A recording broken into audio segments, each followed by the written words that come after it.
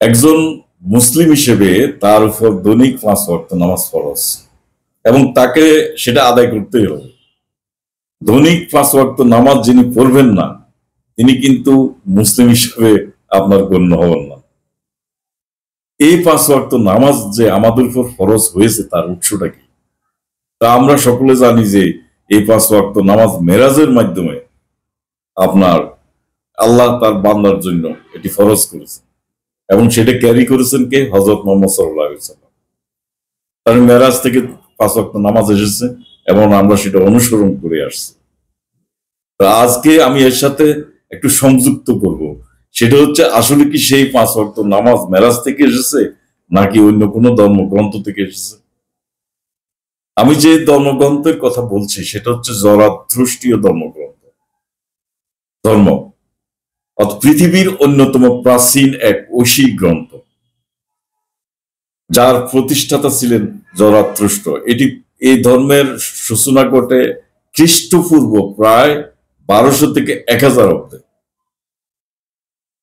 বর্তমান যে ইরান, এই ইরানে, এবং তার ভাষা হচ্ছে ফার্সি। ফার্সি ফার্সির সাথে কিন্তু আমরা এই মুসলমানরা এটা খুব বেশি পরিচিত। এটা হলো ইরানের একটা ভাষা, ফার্সি। এই পার্সিয়ান ভাষায় আপনার আবস্থা নামক ধর্মগ্রন্থটি রচিত হয় এবং তার প্রধান নেতা হলেন কে? জরাথ্রুষ্ট। এই সম্পর্কে একটু ধারণা থাকা প্রয়োজন। এই ধর্মগ্রন্থের মৌলিক নীতিমালাগুলি কি কি, তারা কি কি অনুসরণ করত। তাদের প্রধান বিশ্বাস ছিল এক ঈশ্বরবাদ, একজন ঈশ্বর আছেন, একজন আল্লাহ আছেন এই মহাবিশ্বে যিনি সৃষ্টিকর্তা। তারা তার নাম দিয়েছে আহুরা মাজদা। এই আহুরার মাজদা হচ্ছে অর্থ হলো জ্ঞানী প্রভু, যিনি সর্বশক্তিমান, যিনি জ্ঞানের উৎস এবং ন্যায়ের রক্ষক। এই হচ্ছে আহুরা মাজদার বৈশিষ্ট্য এবং তিনি একজনই। আর তার এই সৃষ্টি জগতে আপনার দুই বিপরীত শক্তির কথা সেখানে উল্লেখ রয়েছে। সেটি হচ্ছে এক, ভালো ভালো কর্ম, সত্য ও আলো, পবিত্র আত্মা। আর দ্বিতীয়টি হচ্ছে অপবিত্র আত্মা, যিনি মিথ্যা ও অন্ধকার। আমরা যাকে জানি আপনার ইবলিস নামে, যে সকল অকর্ম, সকল কুকর্মের আপনার মূল হোতা। তো তারাও সেটা বিশ্বাস করে যে একজন ইবলিসও রয়েছে। সেই ধর্মানুসারে 3টি মূলনীতির উপরে প্রতিষ্ঠিত। একটি হচ্ছে গুড থটস, অর্থাৎ ভালো চিন্তা, গুড ওয়ার্ড, ভালো কর্ম, গুড ডিডস, ভালো চিন্তা, ভালো কথা, গুড ডিডস হইল সৎ কাজ। এবং তারা অগ্নি পূজা করে থাকে। অগ্নি পূজা বলতে অগ্নিকে তারা ঈশ্বর মনে করেন না। তারা মনে করেন যে ঈশ্বর হচ্ছে জ্ঞানের প্রতীক, আলোর প্রতীক। অগ্নি হচ্ছে ঈশ্বরের আলোর প্রতীক। সেই প্রতীকী অর্থে তারা কিন্তু অগ্নিকে সামনে রেখে তারা বিভিন্ন ইবাদত বন্দেগী তারা করে থাকে, যেমনটি আপনার মুসলমানরা করে আসছে। অর্থাৎ কাবাকে সামনে রেখে একটা প্রতীকী স্বরূপ, সেখানে তো আর আল্লাহ নেই, আল্লাহর ঘর আমরা বলছি এটা প্রতীকী স্বরূপ। অনুরূপ তারাও অগ্নিকে প্রতীকী স্বরূপ তারা সামনে রেখে তারা বিভিন্ন ইবাদত বন্দেগী তারা করে আসছে। এবং প্রত্যেকটা মানুষের স্বাধীন ইচ্ছা রয়েছে। এটি হলো তাদের ধর্মের মূল নীতি, যে যেমন ইচ্ছা সে ভালো পথও সে বেছে নিতে পারে, ভুল পথও সে বেছে নিতে পারে, এবং সে অবশ্যই পাপ পুণ্যের আপনার ফল ভোগ করবে। এবং তাদের বিশ্বাস রয়েছে পরকালের প্রতি, বিচার দিবসের প্রতি। বিচার দিবসে পরকালে তাকে সিনোয়াত আপনার সেতু পার হইতে হবে। সেটা হচ্ছে আমাদের ফুলসিরাত বলি আমরা। এই ফুলসিরাত পার হয়ে তাদেরকে যেতে হবে।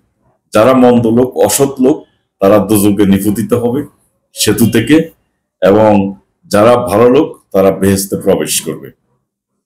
এবং তাদের দিন ই দানিশ বা জাজমেন্ট ডে ধারণা অনুযায়ী যে একদিন সকল মৃত মানুষ পুনরুত্থিত হবে, সেখানে বিচার হবে, চূড়ান্ত বিচার হবে।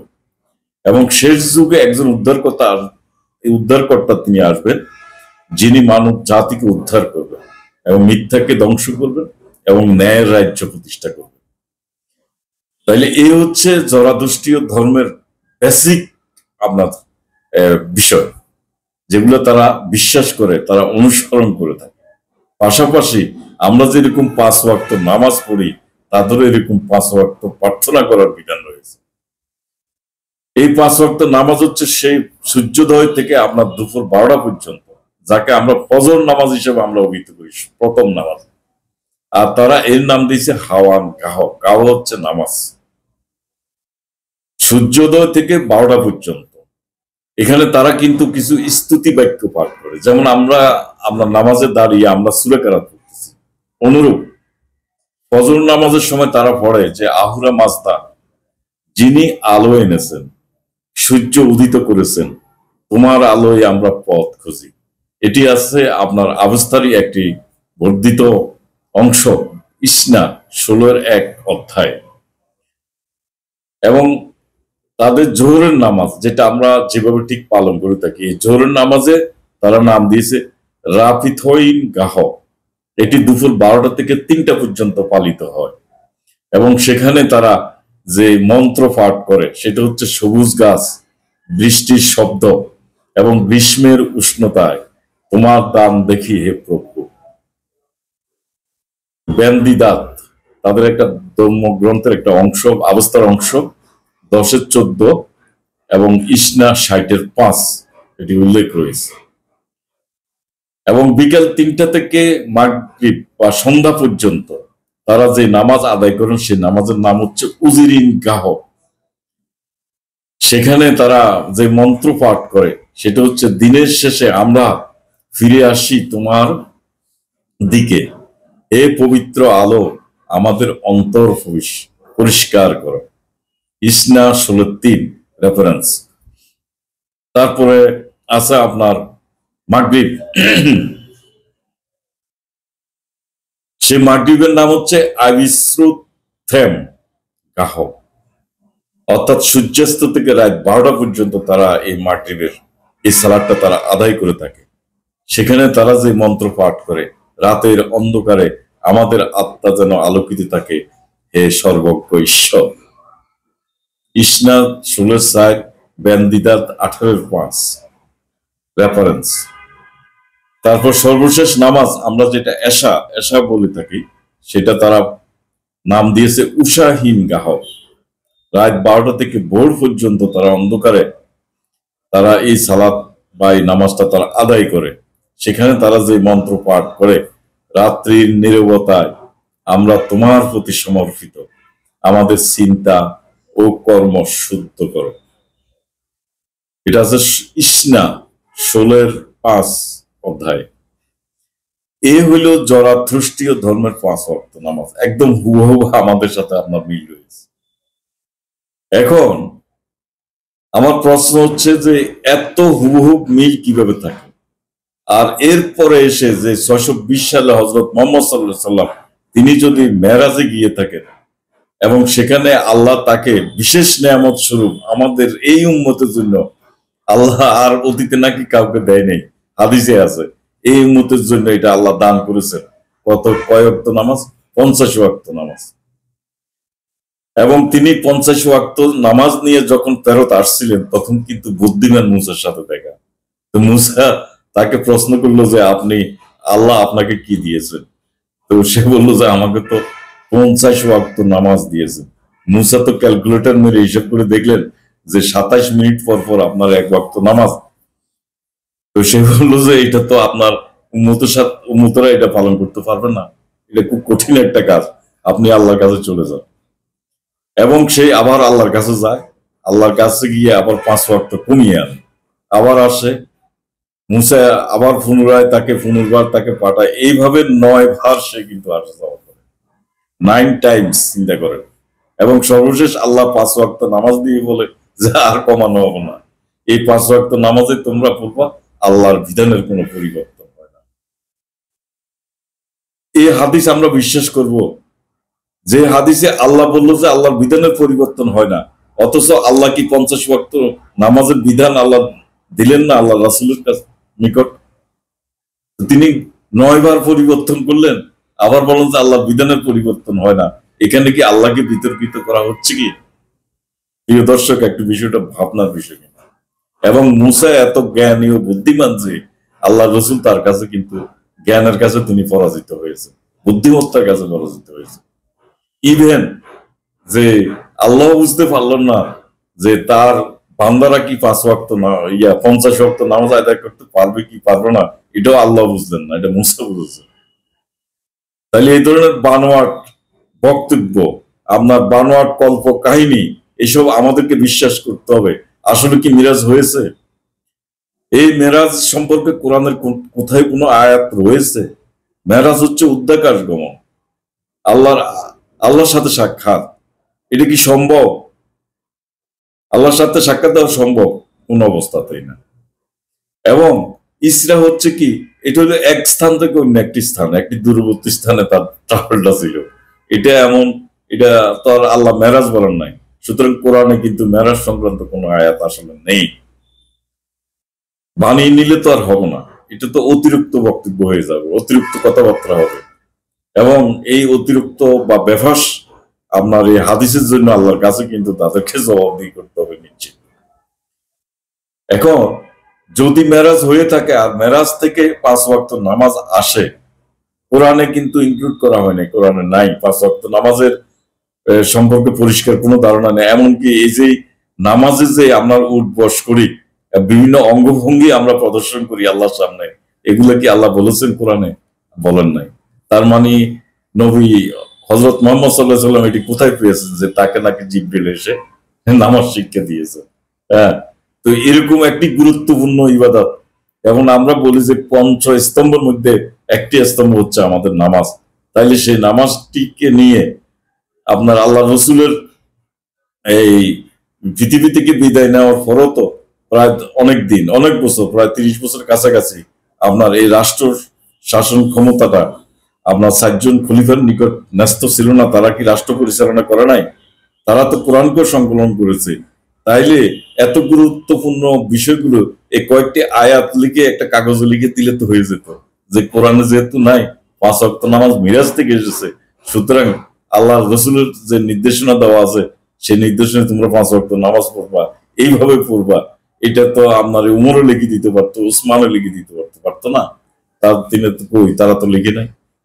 কার লেখার এত ইচ্ছা জাগলো, এত আগ্রহ কার জাগলো 250 বছর পরে, 200 থেকে 250 বছর পরে 5 থেকে 6,000 কিলোমিটার দূরত্বে বসবাসকারী আপনার বুখারা অঞ্চলে বসবাসকারী বুখারি গং, তার আশেপাশে তার সার্গেত বাকিরা, হ্যাঁ, ছাত্র, তিনি ছিলেন বড় ওস্তাদ। তো তিনি কিন্তু এই সব হাদিস তিনি সংগ্রহ করেছেন। তিনি মেরাজের ইচ্ছা কাহিনী তিনি নিয়ে এসেছেন। কোথায় থেকে আনছেন এই মেরাজের কাহিনী? কিন্তু এর আগে এই জরাথ্রুষ্টীয় ধর্মের আপনার একজন ধর্মগুরু, তিনিও নাকি আপনার মেরাজে গিয়েছেন। আমি মেরাজের উপরে একটি ভিডিও ইতিপূর্বে দিয়েছি, যে সেখান থেকে তিনি এই নামাজও নিয়ে আসছেন। তার নাম হইল আদ্দাবিরা। তাইলে এই যে বুখারা অঞ্চল যেটি, এবং ইরান যেটা শাসনীয় আমলে এই বুখারা অঞ্চলে তখন তাদের রাষ্ট্রধর্ম ছিল কিন্তু আপনার এই আবেস্তা, রাষ্ট্রধর্ম ছিল। তাইলে এই জরাদুষ্টীয় ধর্মটা ছিল তাদের রাষ্ট্রীয় ধর্ম।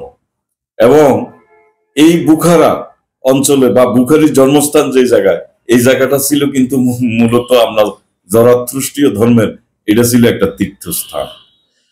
এবং সেখানে ম্যাক্সিমাম লোকই যারা এই হাদিস লেখক, তারা কিন্তু অনেকেই তার বাপদাদার আমলের অনেকেই আপনার এই ধর্মের প্রতি তাদের বিশেষ আস্থা ছিল, এবং তাদের মননে মগজে তার রক্তে আপনার জরাথ্রুষ্টীয় ধর্মে আপনার প্রবাহিত।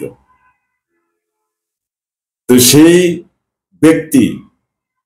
ব্যক্তি এসে আপনার 5-7 হাজার কিলোমিটার দূরে বসে বসে তিনি হাদিস রচনা করলেন। এই হাদিসের সত্যতা কতটুকু? আর আল্লাহ তার বিধান দিয়েছেন একমাত্র কোরআন, বলছে যে কোরআনের বাইরে কিছু নাই। সবিস্তারে বিস্তারিত ভাবে তিনি কোরআনে বর্ণনা করে দিয়েছেন। তিনি কি ভুলে গিয়েছেন? তিনি 5 ওয়াক্ত নামাজ এবং নামাজের এই যে বিভিন্ন রূপ রয়েছে, নামাজের একটা রূপ রয়েছে, উঠবস করা, তারপরে হাত বাঁধা, এরপরে আপনার এই যাই আছে আর কি, যেটা আমাদের প্রচলিত নামাজ। তো এই নামাজটা তো কোনো একটা ব্যাখ্যা কোরআনের পাতার কোথায় কিন্তু বর্ণিত নেই। এই নামাজ শব্দটি কিন্তু আপনার একটা ফার্সি শব্দ, এই ধর্মগ্রন্থটা একটা পার্সিয়ান ধর্মগ্রন্থ। তাইলে আমাদের কাছে যে নামাজটা এসেছে, হ্যাঁ, বা সালাত এসেছে, এবং তার যে একটা রূপরেখা দিয়েছে, এটি কি মানুষের বানানো নয়, যেহেতু কোরআনে নাই? এবং মিলাদ সংক্রান্ত যে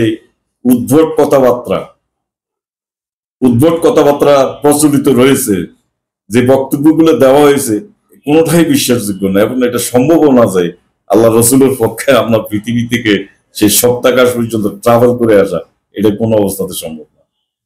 আল্লাহ কখনো তার প্রাকৃতিক নিয়মের বাইরে তিনি কোনো কিছু করেন না। তিনি যা কোনো সবকিছু আপনার একটা বিজ্ঞানের থিওরি, রুলস এবং ল মেনটেন করে তিনি প্রত্যেকটা কাজ তার এই মহাবিশ্ব তিনি পরিচালনা, এবং আমাদেরকেও সেই আইনের, সেই নিয়মের মধ্যে, সেই কাঠামোর মধ্যে আমাদেরকেও তিনি আটকে দিয়েছেন। এর বাইরে যাওয়ার আমাদের কারোরই সুযোগ নেই।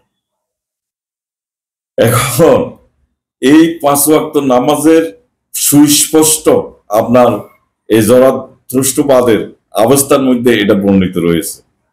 এবং তাদেরও এই যে নামাজটা, 5 ওয়াক্ত নামাজের কথা বাদ, যেটা সেটা কিন্তু তাদের এরকম কোনো স্ট্রাকচার নেই। তারা জাস্ট আগুনের সামনে দাঁড়াবে, দৈনিক 5 বার আল্লাহকে স্মরণ করবে, তাদের আহুরা মাজদাকে তারা স্মরণ করবে, হ্যাঁ, এবং তারা বিশ্বাস স্থাপন করে আপনার কি এক আল্লাহর প্রতি, ফেরেস্তাগণের প্রতি। তারা এইটুকু বিশ্বাস করে যে দৈনিক 5 হাজার ফেরেস্তারা তাদের কাছে আসে, এসে তারা এই ইবাদতের সময় তাদের এগুলো কি করে নিয়ে যায়।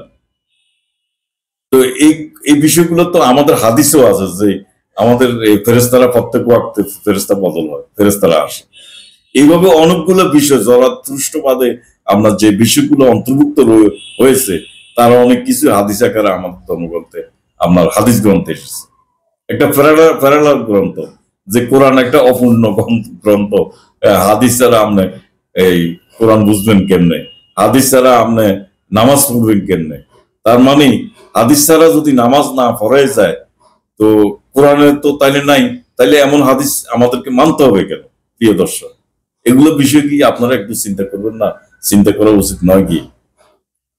তাহলে আমাদের 5 ওয়াক্ত নামাজ আমাদের উপর যে ফরজ করা হয়েছে বলে যে কথাটা হাদিসের মাধ্যমে আপনার এস্টাবলিশ করার চেষ্টা করা হয়েছে, বিষয়টি কি আসলে তাই? যেহেতু আল্লাহ কোরআনে বলেননি, আল্লাহ সালাত বলেছেন। সালাত শব্দটি বিভিন্ন প্রেক্ষাপটে, আপনার বিভিন্ন প্রেক্ষিতে কিন্তু সালাত শব্দটি এসেছে। সালাত মানে এর কোনো আপনার এই রূপটা নেই সালাতের, যে আল্লাহ এইভাবে 5 বার আল্লাহর কাছে সাক্ষাৎ দিলে মোটামুটি খালাস, আর কোনো যত পাপই থাকুক না কেন সব ধুয়ে মুছে যাবে। এবং এই জরাদৃষ্টবাদের আপনার ব্যান্ডি দাদে ব্যান্ডি দাদে আপনার ওখানে কিভাবে অজু করবেন, এবং হাত কতটুকু ধুবেন, পা কতটুকু ধুবেন, মুখ কতটুকু ধুইবেন, তারপর গোসল কখন ফরজ হবে, এই সব কিছু কিন্তু সেখানে বর্ণিত রয়েছে। এই বিষয়গুলো কিন্তু আমাদের বিস্তারিত ভাবে বিভিন্ন হাদিসে আপনার চলে এসেছে, বিস্তারিত ভাবে। তাইলে আমি যেটুকু নিশ্চয় আপনারা বুঝতে পারছেন যে এই আলোচনা থেকে যেটুকু বোঝা যায়, যা বোঝা যাচ্ছে, সেটা হচ্ছে আমাদের হাদিস গ্রন্থে যা এসেছে নামাজ সংক্রান্ত বা ওযু সংক্রান্ত, অধিকাংশই এসেছে জরাথ্রষ্টবাদের আপনার এই অবস্থা গ্রন্থ থেকে। এবং এই অবস্থা গ্রন্থের প্রথম যে অংশটা, যেটি সেই নবী প্রচার করেছেন, অর্থাৎ জরাথ্রষ্ট যেটা প্রচার করেছেন, তার নাম হচ্ছে গাথা। এই গাথাটা ছিল কিন্তু সঠিক, মূলত এক ঈশ্বরবাদ, ফেরেশতাদের প্রতি বিশ্বাস, পরকালের প্রতি বিশ্বাস, বেহেশত দোজখের প্রতি বিশ্বাস, এই সব কিছু কিন্তু সেখানে আপনার সন্নিবেশিত রয়েছে, উল্লেখ রয়েছে এক ঈশ্বরবাদ এখানে। এবং আমাদের এই যে হাদিস, অধিকাংশই বক্তব্য কিন্তু এসেছে জরাথ্রষ্ট থেকে। আমরা যাই হোক, এখন 5 ওয়াক্ত নামাজ যে আমাদের মূল উৎস কি, এটি ছিল আমার আলোচনার বিষয়। তাইলে 5 ওয়াক্ত নামাজের মূল উৎস কোরআন তো নেই, কোরআনে নেই, এবং মিরাজের ঘটনাটাও প্রতিষ্ঠিত নয় এবং এটা সত্য নয়, তাইলে এই 5 ওয়াক্ত নামাজের চিন্তা ভাবনাটা আমাদের এই মুসলিম কমিউনিটিতে সেটা প্রবেশ করেছে জরাথ্রুষ্ট গ্রন্থ থেকে, তার ধর্মগ্রন্থ আভেস্তা থেকে।